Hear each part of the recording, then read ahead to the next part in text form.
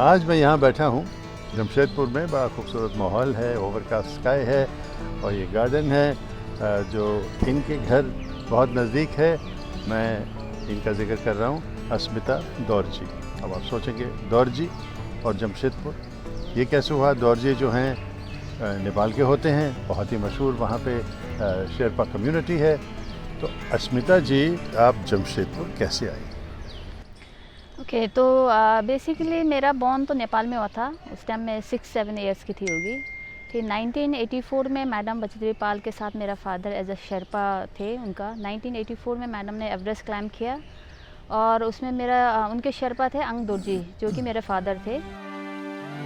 फिर 1984 में मैडम का सक्सेसफुल हुआ एक्सपीडिशन। उसके बाद एक नेपाल में क्लीनिंग एक्सपीडिशन हुआ था आर्मी वालों का। तो उसमें फिर मेरा फादर दोबारा एक्सपीडिशन में गया अक्टूबर में। जी जी। तो वहाँ पे उनका डेथ हुआ सेकंड एक्सपीडिशन में 84 में अक्टूबर में। ओके। सोलुखुम्बु डिस्ट्रिक्ट नेपाल में एवरेस्ट रूट पे ही पड़ता है हमारा विलेज। अच्छा जी। तो फिर जब आपके पिताजी गुजर गए तो आपकी माँ अलोन अकेले थी? मदर थे, बाकी हम छोटे छोटे भाई बहन थे वहाँ पे। अच्छा। फिर 90s में मदर का डेथ के बाद फिर मैडम को पता चला कि भाई अंग दोरजी भी डेथ कर गए। मैडम उसके मेरा मम्मी जो थी वो भी डेथ कर गई। बीमारी थे उस टाइम, क्योंकि हॉस्पिटल वगैरह था ही नहीं उस टाइम। तो ट्यूबरकुलोसिस मैंने सुना। जी जी। फिर एकदम ऐसा लग रहा था कि अनाथ हो गए हम लोग, कोई देखने वाला नहीं थे। आपने मैडम को ज़्यादा मिला नहीं थे आप? उस टाइम तो मिला ही नहीं था, फर्स्ट टाइम मिले थे सर। जब फर्स्ट टाइम मिले तो मैडम थोड़ा सी गोरी चिट्टी थी, दिखती थी।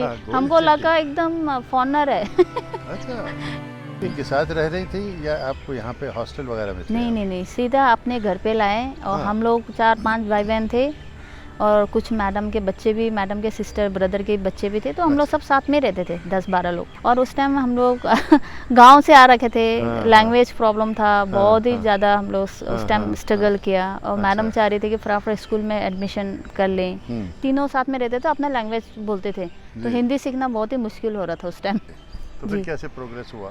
फिर मौसी ने, मौसी बोलते हैं हम लोग मैडम बचदेवी पाल को, क्योंकि जी, तो मौसी ने हम लोग को तीनों को अलग अलग कर दिया सर, ताकि अच्छा। जल्दी लैंग्वेज सीखे, स्कूल जाए। तो मेरे को उत्तरकाशी भेज दिया था। छोटा वाला भाई को, अभिषेक को, टाटा का ग्रुप चलता था तो उस टाइम उत्तरकाशी में ट्रैक चल रहा था, उसको वहाँ भेज दिया। और छोटी वाले को यहीं रख दिया नंदिता को। तो तीनों अलग अलग हो गया, तो थोड़ा बहुत लैंग्वेज आ गया। फिर वापस आके रहने के बाद फिर स्कूलिंग हम लोग ने चालू किया सर। जी। अच्छा, तो साल भर के बाद फिर स्कूलिंग शुरू? जी, साल भर यहीं पे आपने किया? टाटा के साथ ही किया स्कूलिंग? हाँ, स्कूल यहीं पे। पहले टाटा का होता था, टिस्को स्कूल आया करता था। कौन सा? टिस्को स्कूल। तो आपको तो खैर नेचुरली, मतलब ये एक माउंटेनियरिंग आपके खून में था जी, लेकिन आपको चढ़ने की क्या ज़रूरत थी? जी। आप कोई नौकरी भी कर लेती आसानी से।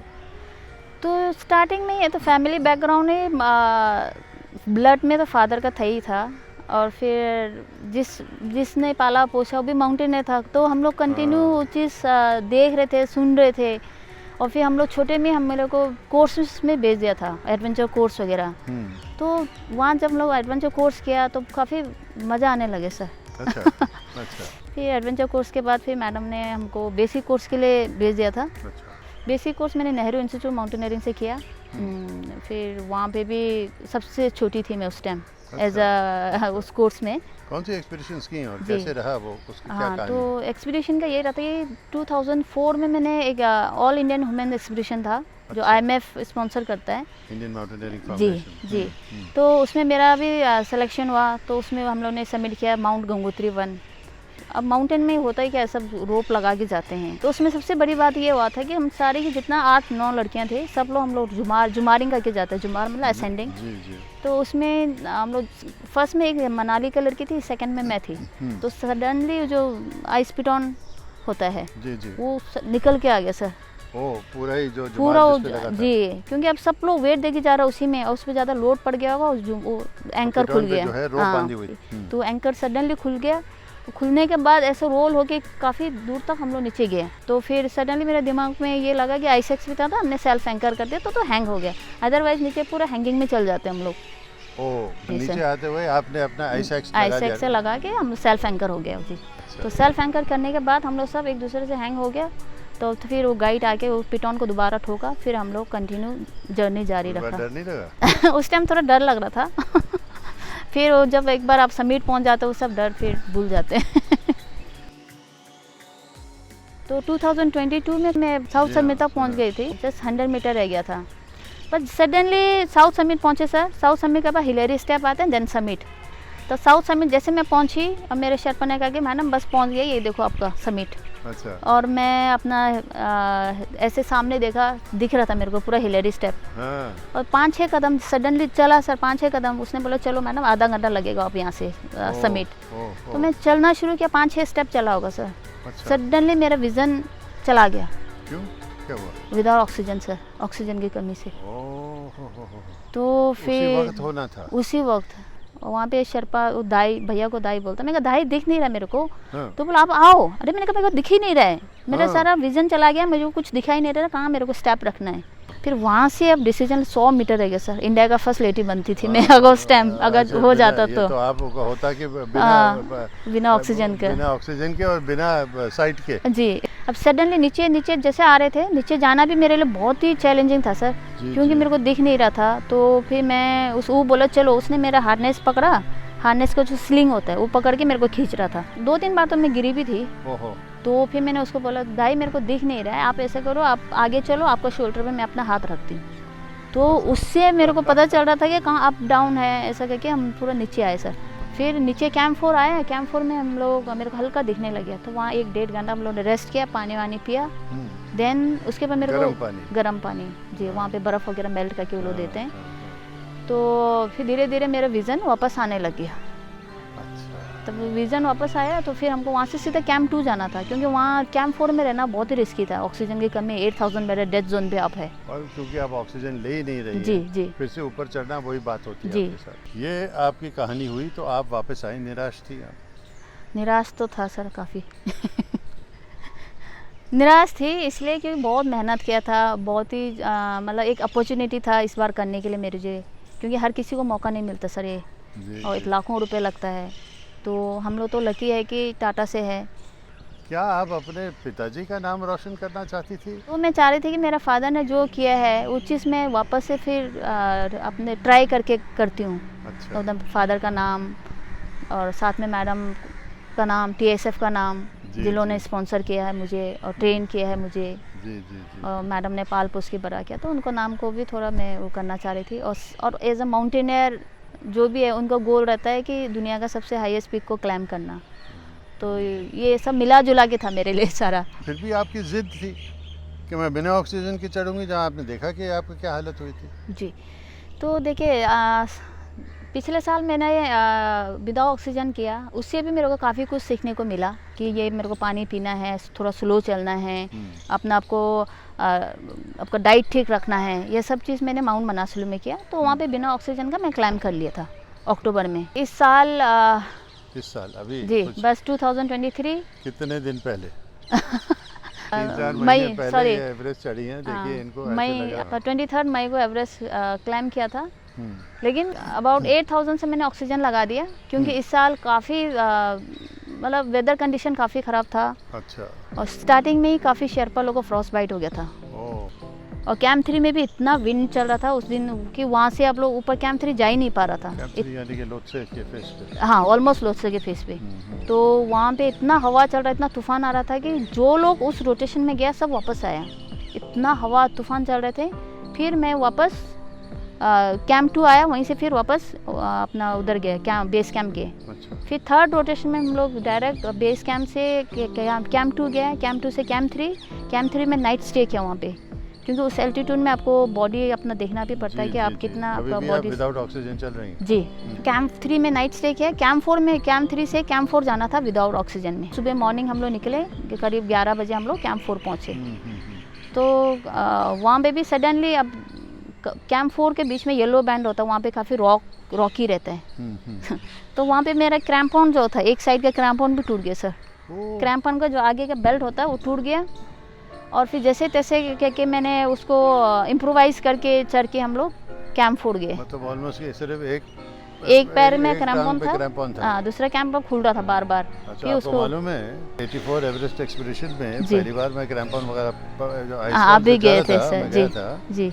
तो मेरा एक क्रैम्पॉन जो है जैसे आपका लूज हो गया, जी, वो बूट से लूज हो गया। अच्छा। तो मेरे एक ही फुट पे क्रैम्प ऑन था। ओके। दूसरे फुट पे तो एक्चुअली निकला हुआ था। हाँ हाँ। और अगर मैं डोलता इधर उधर जी जी। तो वो निकल के नीचे खिसक क्रैवस जाता में है। तो जाता फिर है, मैं हाँ। एक टांग पे कहाँ चढ़ता, चढ़ पाता ना सही। नीचे आ सकता ना ना ऊपर जा पाता, सकता। सही में। तो वो जो सिर्फ 20-25 फुट थे कि मुझे उधर नेगोशिएट करके जी रोप के साथ था जी कि मैं टर्न करूँगा। मेरे मित्र लोग भी वहाँ पे थे। जी। वहाँ पे थोड़ी सी जगह थी बैठने के लिए और फिर उसको ठीक करने के लिए मेरे जो साथ थे, लेकिन वहाँ तक पहुँचना था मुझे। जी। तो वही जो है मतलब मुझे ऐसे लगा कि वो जो 5 मिनट थे जैसे कि ऑलमोस्ट 1 घंटा लगा मुझे ये करते करते। जी जी जी। तो मैं समझ सकता हूँ जी। कि आपका जब एक ही क्रैम्प ऑन करीबन था, दूसरा आपने बांधा भी तो उस पर रिलाई नहीं कर सकते। हाँ, रिलाई नहीं कर कि क्या सकते थे। खिसक जाए। हाँ, तो कभी आपको भी बहुत ही संभल के कम जी। उस पर वेट डालना होता जी है। जी जी। तो ये बड़ा मुश्किल काम। कितना टाइम लगा आपको ये नेगोशिएट करते हुए बिना क्रैम्प ऑन? तो फिर रॉकी था सर पूरा, तो उसको क्रॉस करने के लिए मैंने कम से कम वहाँ पे आधा घंटा करीब लगा मुझे उस और रॉक आधा को घंटा लगा। क्रॉस करने में। फिर ऊपर कैंप 4 पहुँचने के बाद फिर दोबारा मैंने कोई रस्सी, मेरे जो शेरपा थे लकपा करके, हाँ। उसने वो रस्सी लिया, फिर रस्सी से कुछ खूब उसको टाइट बांध दिया। सबका टाइम आ गया था, विंडो खुल गया, अब सबको सबमिट करना है। तो फिर मेरे लिए रेस्टिंग का टाइम ही नहीं मिला। 2 दिन रेस्ट किया होगा। उस टाइम मेरे को कफ भी काफ़ी पकड़ लिया था सर। अच्छा, और ठंड ज़्यादा। काफ़ी थी और बहुत लोगों को ठंड इस बार कफ पकड़ लिया था। फ्रॉस्ट बाइट बहुत लोगों को हुआ। बस उसी खांसी में मैं गई विदाउट ऑक्सीजन। कैंप 4 तक गया बिना ऑक्सीजन के। फिर कैंप 4 में जैसे पहुँचते रात को अब निकलना होता है कि समिट के लिए, कंटिन्यू स्नोफॉल हो रहा था सर, कंटिन्यू स्नोफॉल। और कंडीशन इतना ख़राब था, अब फ्रेश स्नोफॉल में चलना तो और ज़्यादा मुश्किल, बहुत ही ज़्यादा एफर्ट। जी, एफर्ट बहुत लगता है। तो वहाँ पे डिसाइड कर लिया कि ऑक्सीजन लगा के ही चढ़ना है। अच्छा, तो फिर आपने ऑक्सीजन लगा के, हाँ, 8000 डेड जोन के बाद ऑक्सीजन लगा के सबमिट कर लिया था। तो मोटी बात यह है कि आपको जो है अपने पिताजी की याद में सबमिट करना था, सो जी, आपने किया। जी। आप लोगों को क्या फ़र्क पड़ता कि आपने ऑक्सीजन के साथ किया या नहीं किया? तो लोगों को तो कुछ फ़र्क नहीं पड़ता सर। जो लोग अगर इस लाइन में माउंटेनियर है, उनको ये चीज़ फील हो सकता है कितना मुश्किलें आता है वो सब चीज़ को करने में। लेकिन जो नॉर्मल लोग हैं, बिना ऑक्सीजन के जाओ, ऑक्सीजन से जाओ, उनको ये चीज़ फील होगा ही नहीं। वो कंपेयर भी नहीं कर पाते वो लोग। तो मेरे लिए यही था कि मैं भाई अपना फादर को एक तरह से याद में मैं करना चाह रही थी सर। ट्रिब्यूट में? जी जी। मतलब आपने उनको ये अपना क्लाइम उनको सौंपा ये सर। उनकी मेमोरी में? Yes sir. कुछ किया आपने वहाँ पे समिट में, कुछ रखा उनके लिए या क्या किया? हाथ जोड़ दिया था मैंने सागर माथा को, अपने फादर को, कि भाई मेरे को आप लोगों ने यहाँ तक सही सलामत पहुँचाया है और यहाँ आने का इजाज़त दिया है कि फिर अच्छा। हम फ़ोटो खींच के नीचे आ गए थे सर। तो ये तो आपने पूरा किया। तो यहाँ पे अपने घर में कोई मेमोरियल है अभी आपके जो है पिताजी के लिए, या कहीं पे है? पिताजी का हम लोग को एवरेस्ट का ही फ़ोटो है सर, तो उसी को हम लोग साथ में ही रखते हैं हमेशा। मैंने सुना नामचे बाज़ार में कुछ म्यूजियम में है उनका। हाँ, फादर का ही वही है कि कितना बार एवरेस्ट क्लाइंब किया है, कौन कौन सा माउंटेन, क्योंकि हमें तो पता भी नहीं था सर। बहुत सी चीज़ें हमें पता चला कि रेनॉल्ड मसनर, उनके साथ भी उन्होंने क्लाइंब किया है। अच्छा। तो इस साल में जब म्यूजियम में गया तब देखा और काफ़ी खुशी हो सर देख के। मतलब कुछ महीने पहले ही कुछ महीने ही पहले कि आपके पिताजी क्या थे जी। अब मगर माउंटेनियरिंग आप चाहते हैं कि अगर आपकी फैमिली हो तो वो भी माउंटेनियरिंग में हो, या कुछ और नया कुछ करें? नया तो आप यही जैसे मैडम का ही लाइन में चलना चाहूँगे। मैडम ने सब लोगों को गांव से लोगों को जिनका कोई बेस नहीं था, उनको मैडम ने एक प्लेटफॉर्म दिया, सपोर्ट किया, नाम रोशन करने में हेल्प किया। तो मैं भी चाहती हूँ कि अगर मुझे कोई मौका मिल जाए तो मैं उनको भी ऐसे मोटिवेट करूँ लोगों को। अच्छा जी। मगर आप पहाड़ों के साथ जुड़ी रहना जी चाहती जी जी, पहाड़ों के साथ तो जुड़े रहेंगे सर। पहाड़ की कन्या है और पहाड़ में ही उनकी पूरी ज़िंदगी बिताई गई है। उनके पिताजी की भी ज़िंदगी है, बहुत ही मशहूर ज़िंदगी उनकी, और ये एक लायक बेटी हैं एक बहुत ही होनहार पिता की। तो बहुत मुबारक हो। Thank you sir. आपको भी जी। और मैं उम्मीद करता हूँ कि आपके दिल की तमन्ना भी जो है वो पूरी हो जाए। Thank you so much sir. Thank all you. The best. Thank you. Click on my subscriber button right there. Sid Cox Speaks.